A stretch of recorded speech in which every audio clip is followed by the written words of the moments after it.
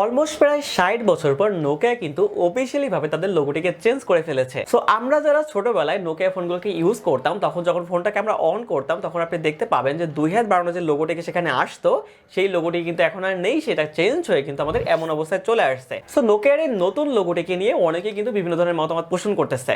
So অনেকের লোগোটিকে পছন্দ হয়নি এবং অনেকের লোগোটিকে খুব পছন্দ হয়েছে। সো দেখুন, আমাদের কিন্তু সেই নোকিয়ার লোগোটিকে নিয়ে কোনো মাথা ব্যথা নেই। আমি জাস্ট আপনাদের সাথে আজকে এমন কিছু সিক্রেট ওয়েবসাইটের সাথে পরিচয় করিয়ে দিব যেখান থেকে আপনি খুব সহজেই কোনো ধরনের আইডিয়া ছাড়াই আপনি এই টাইপের লোগোগুলোকে তৈরি করতে পারবেন। হ্যাঁ, অবশ্যই নোকিয়ার লোগোটিকে যথেষ্ট ক্রিয়েটিভ ওয়েতে তৈরি করা হয়েছে এবং অবশ্যই অনেকটা সুন্দর হয়েছে। বাট দেখুন, আপনি জাস্ট এই টাইপের বা এই ধরনের লোগোগুলোকে কিভাবে খুব সহজেই জাস্ট কোনো আইডিয়া ছাড়া তৈরি করতে পারবেন এবং সেইগুলোকে বিভিন্ন জায়গায় আপনি ইউজ করতে পারবেন, সেই সব সিক্রেট ওয়েবসাইটের সাথে আমি আপনাদের পরিচয় করিয়ে দিব। সো অবশ্যই ভিডিওটি স্কিপ করবেন না, অবশ্যই ধৈর্য সহকারে দেখবেন, তাহলে দেখবেন যে আপনাদের কিন্তু অনেক ধরনের জিনিস সম্পর্কে নতুন নতুন আইডিয়া হয়ে যাবে। তো চলুন আমরা সরাসরি স্ক্রিনে চলে যাই এবং সেখান থেকে দেখে নিই যে আপনি বিভিন্ন ধরনের লোগোগুলোকে আপনি অনায়াসেই তৈরি করতে পারবেন। ওকে, আমরা স্ক্রিনে চলে আসলাম।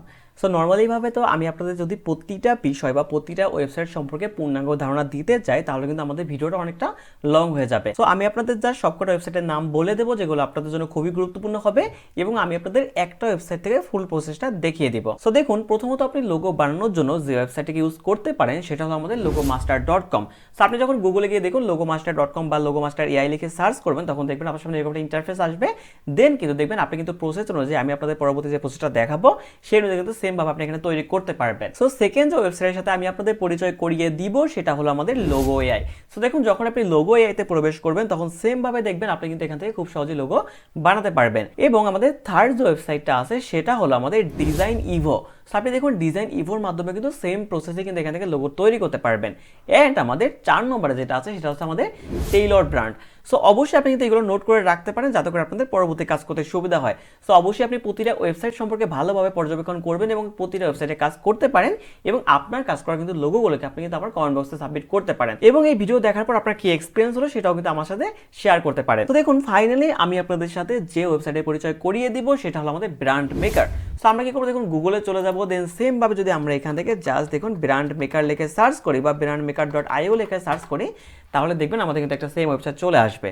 সো দেখুন, আমরা সিম্পলি কি করবো, ওয়েবসাইটের ভিতরে প্রবেশ করবো। ওয়েবসাইটে প্রবেশ করার পর দেখতে পাচ্ছেন আমরা পূর্ববর্তী প্রতিটা ওয়েবসাইটে ঠিক যেভাবে ক্রিয়েট লোগো তৈরি করতে পারতেছিলাম সেইভাবে কিন্তু আমরা এখানেও তৈরি করতে পারবো। তো এই কারণেই মূলত আমি আপনাদের একটা ওয়েবসাইট থেকে দেখাচ্ছি। এবার দেখুন, সিম্পলি আপনি কি করবেন, এই brandmark.io তে আপনি এখানে আসার পর আপনি কি করবেন, ক্রিয়েট মাই লোগোতে প্রেস করবেন। সো আপনি চাইলে এখানে অ্যাকাউন্ট ফার্স্ট থেকে ক্রিয়েট করে রাখতে পারেন।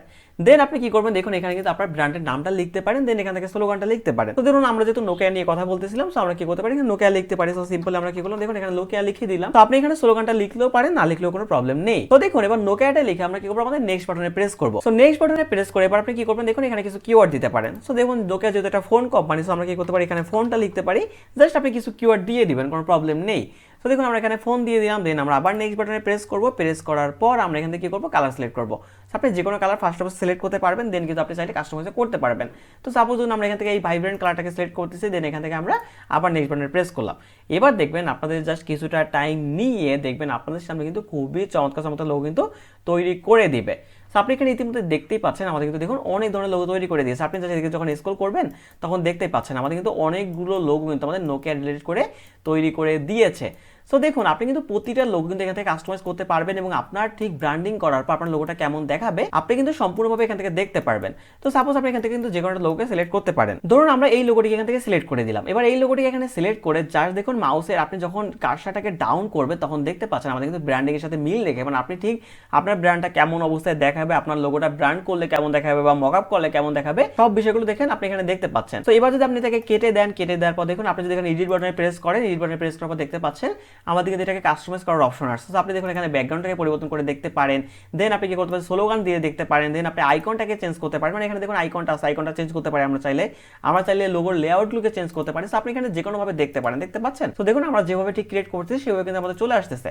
সো আপনি চাইলে এইভাবে করে দেখতে পারেন। দেন আপনি কি করতে পারেন, দেখুন নেমটা কিন্তু আপনি এখান থেকে চেঞ্জ করতে পারেন, আপনার ব্র্যান্ডের নাম আপনি পরিবর্তন করতে পারেন, আপনি ফন্টটা পরিবর্তন করতে পারেন। মোট কথা আপনি কিন্তু দেখুন সব ধরনের জিনিস কিন্তু আপনি এখান থেকে কাস্টমাইজ করতে পারবেন। তো বন্ধুরা, আজকের ভিডিওটা এই পর্যন্ত। ভিডিওটি কেমন লাগলো অবশ্যই কমেন্ট বক্সে কমেন্টে জানাতে ভুলবেন না, এবং যদি ভিডিওটি ভালো লাগে থাকে তাহলে অবশ্যই কিন্তু বন্ধুদের সাথে ভিডিওটি শেয়ার করে দিবেন। এবং আপনার কাছে জাস্ট এই 5টা ওয়েবসাইটের ভিতর আপনার কোন ওয়েবসাইটটা সবথেকে বেশি ভালো লাগলো এবং আপনি কোন ওয়েবসাইটে সবথেকে বেশি কাজ করে কমফোর্ট ফিল করেছেন সেইটাও কিন্তু চাইলে আপনি আমার কমেন্ট বক্সে জানাতে পারেন।